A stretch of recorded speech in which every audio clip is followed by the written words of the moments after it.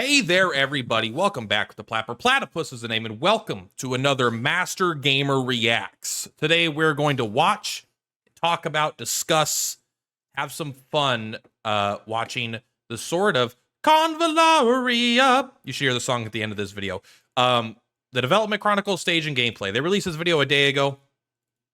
Let's go ahead and, yeah, let's just watch it, see what it's all about, what they got to say. It's 16 minutes, so it's pretty long. This video will be pretty long, but how funny they're actually like blurring this out. So it makes me wonder if they lost, like they don't have the rights to show all this shit. Kind of weird, but I'm not going to read it. You guys can read it.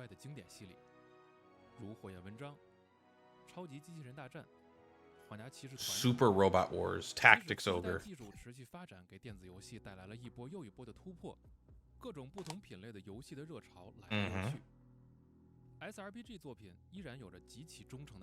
Extremely loyal fan base. I love strategy TRPGs, SRPGs, I guess. I was gonna say it's weird that they're blurring all this out. So I wonder if they had to, like, for legal reasons. That's fine. So this is I don't know how to say his name. I'm gonna guess it's Guele. Game director, screenwriter for the game. Okay, cool. So this is pretty much the big head honcho game. So let's see. I still want them to try to sell people on the gacha half, but we'll see. Defeating powerful enemies, using your brain, and developing your favorite characters. Those are very, very important things. I will say the story's been pretty good so far. They haven't been afraid of killing people.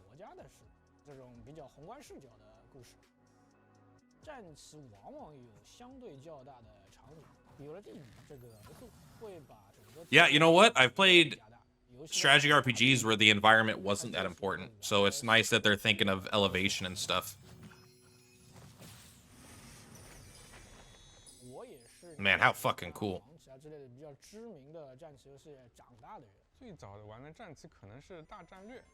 I actually don't know that one at all.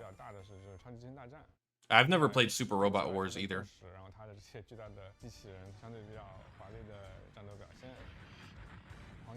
It looks really good though. Tactics Ogre is a huge one. I think that's what mostly inspired Unicorn Overlord. You guys should be playing that too. Unicorn Overlord is fantastic. It feels super triangle strategy inspired too.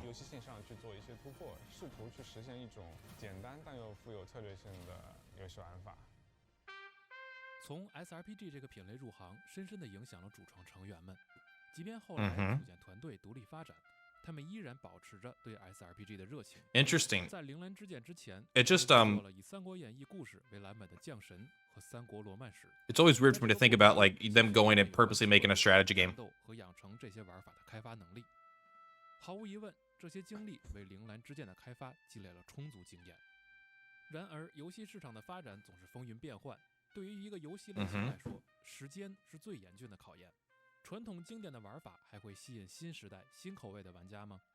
New era taste.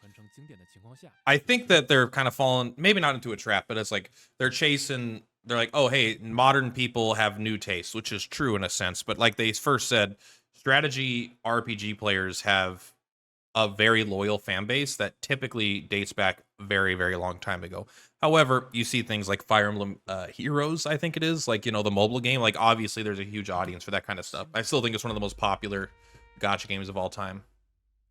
So let's take a look. I mean, this is the most important thing, is the gameplay. Oh, that's a real cutout. I was like, what a weird screenshot.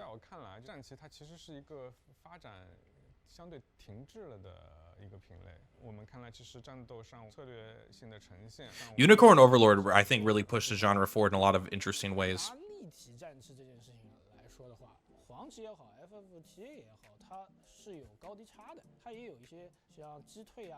Knockback is a super good idea. The fact that there's environmental stuff that you could destroy is also just like, it's making the map matter is so important, where it's not just character stats versus character stats. 详细解读，从视觉上我就能知道，你站在悬崖口，我击退你一下，把你推下去，摔死了。这个是对于立体战棋来说一个特别符合直觉的、强烈的策略成功的反馈。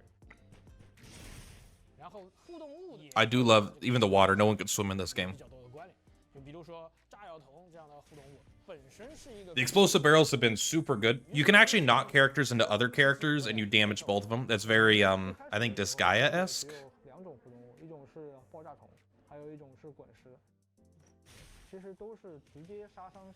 The boulders are probably going to be way worse unless a map's designed around it.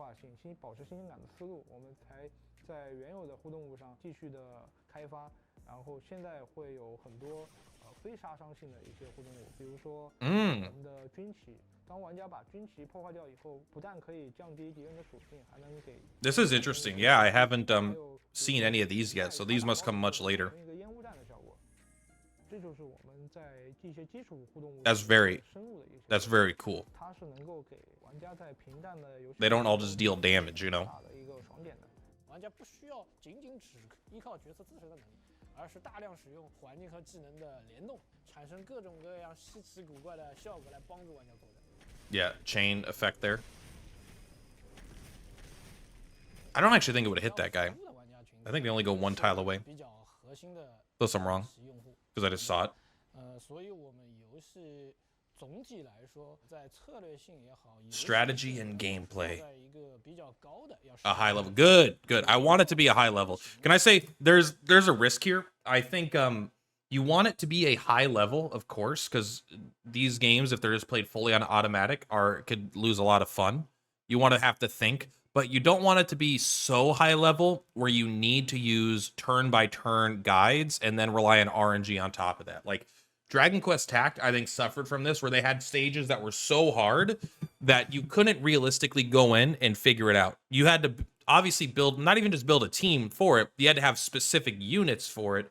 And even when you use those specific units, you had to roll a lot of dice on RNG, trying to lower the enemy stats or make them do this, hoping they don't crit. So it was like, literally like 20 turns or 7 to 10 turns of like, exact movements of these exact units to complete the strategy, where there wasn't actually, then it was so hard that you actually didn't solve it, where everyone was just using a guide and almost playing it like it was autoplay, but you just manually do these specific moves. So you can get so hard where then no one actually plays the game. So I do think it could be a risk. Don't make it too hard, but make it difficult enough where it's hard in a gacha to balance, right?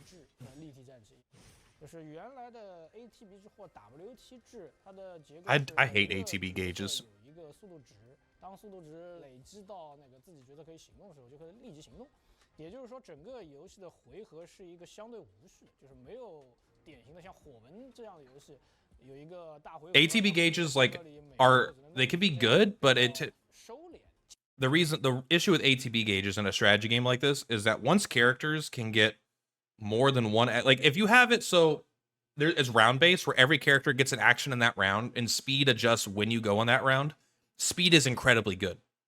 But if you have it where it's not round based and a character just goes like their gauge fills up, that means they can go multiple times before slower units can go once, making speed even more insanely powerful a lot of the time. So you got to be careful to not let speed get too crazy out of control.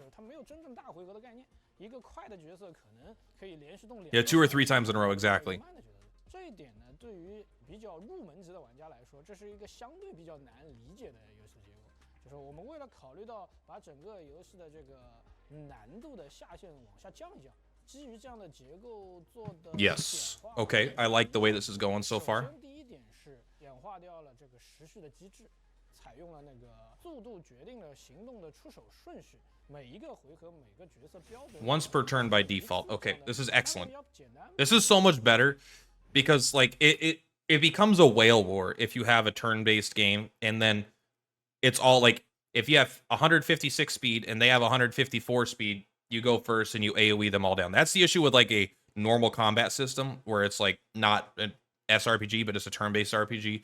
But then when you have it like this, if you make it so a normal free-to-play character might have 80 speed, but you're a maxed-out whale character might have 162 speed, they'll literally get multiple turns before your character ever gets to go.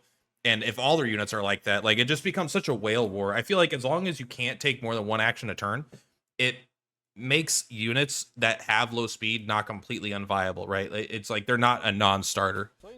I think it actually increases design space for what could be powerful. I'm interested if any of you disagree.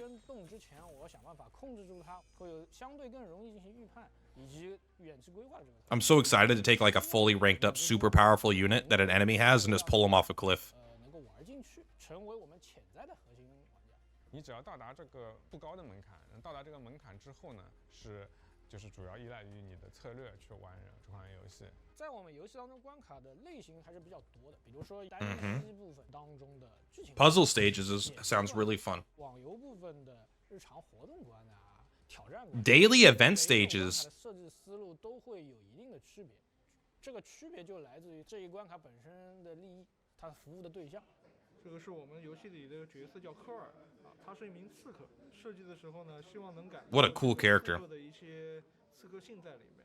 那首先我们在做设计的时候呢，就会需要考虑，我们给玩家抛出的一个目标是什么？就比如说这一个关卡，你需要击杀这3个重要的角色。3 important characters. 关卡策划的主要工作呢，就是阻止，尽可能的阻止你去轻松的击杀这3个角色。然后因为这是一个潜入型的关卡，所以我们肯定会加 Infiltration stages. Okay, interesting. 使玩家不能被发现。当玩家进入到这个阶段的时候，发现了敌人方有一些盾牌兵，那么在我们的克制关系下，蓝色的职业是没有办法杀死盾牌兵的。那么他唯一的办法就是尽可能的绕开它。Interesting. How fun. 然后这个时候我发现下面还是有一个红色的一个枪兵，是我可以轻松击杀的。因为这个角色的特点就是他在击杀 You can act again after killing, yeah. 后，他可以再次行动一次。那我可以用这个枪兵。You could like, yeah, run down there, kill him, and then you could move further. That's a huge movement. That's such a like. It's so nice that they're thinking about this. The only issue I have with this is all positive, but is this level of stage design? Because this like one issue with RPGs and things like this. This stage is a one and done. Right? How many times are you going to do this stage and have fun once you know exactly what to do? So once you beat it, they're probably not going to make you do it all the time. Even if they do, then it becomes boring. The first time, it's incredible. Every additional time after that, less so. It becomes more of a chore. So if they don't expect you to do it a bunch, are they going to be able to maintain this level of good stages? Or are they just going to, instead of putting this much thought into how the stage works, are they just going to increase numbers to make it so it takes people longer to get through it? I don't know. It's more like if they can keep pumping out stages like this, then it's like 10 out of 10 because this looks super fun. And the fact that there's a lot of these on launch is going to add a lot of playability. But if they recycle them a lot, it'll become tedious to do these kinds of stages where you can't auto battle because you just want to get through it because you've already done the solution. And if they don't repeat it, then I'm curious if they can just keep coming out with this kind of content.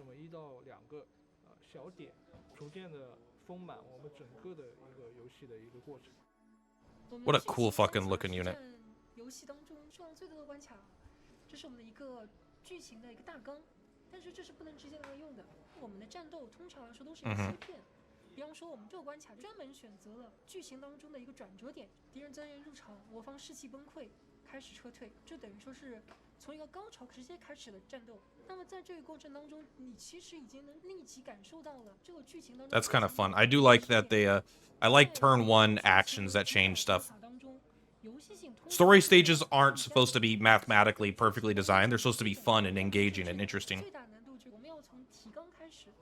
The most important thing in a story stage is to be engaging and engaging with the stories. Not that it's like perfectly tactical. It could be a little more cinematic. 俯瞰式的一个设计，可能在规划的时候，我们就把每一个模块都想得差不多了。困难就在于我们怎么去迭代以前的东西，然后让所有的。This is such a positive video so far. Like I really enjoy what I'm seeing here. 去推翻以前的东西的时候，它就是一种斗争的过程。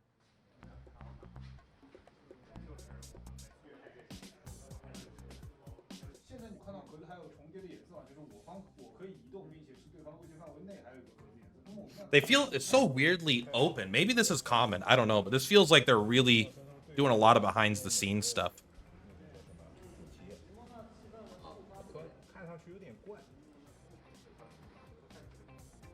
I do hope they get the English better, because a lot of the translation of the demo is kind of dog water. So hopefully they've improved a lot of that.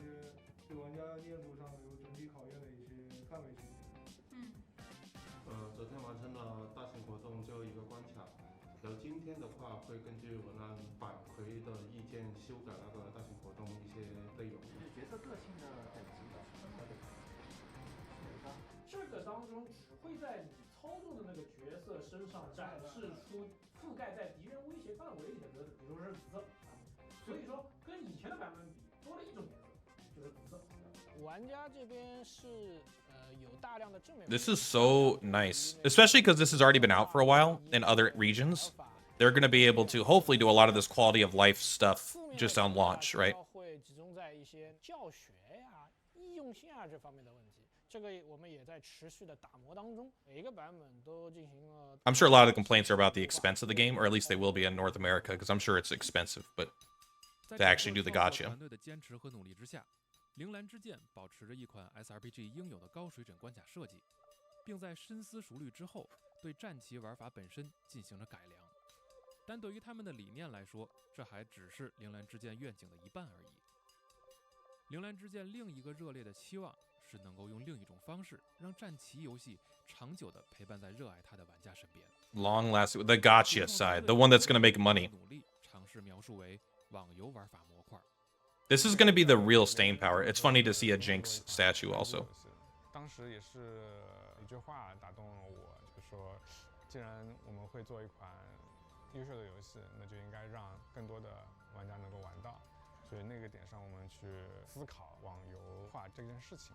在单机模式下，其实这是一段真实存在的在印亚大陆的历史，但是网游则是一个在这个历史之上的一个更高维。I wish the text was a little bit different color. It was easier to read. 更高维空间，因此才有可能。I wonder if I can I wonder if I could do CC. No, it's not. Oh, sorry. We'll make it work. 历史时间以不同的角度以及反复经历同一段历史的这个方式去在单机中进行游玩的。玩家通过玩单机游戏这部分就可以体现到《铃兰之剑》最核心的剧情这块的乐趣，以及带有一定的肉鸽元素的多周目的游戏。I know that it's gonna a single player game with some roguelike elements.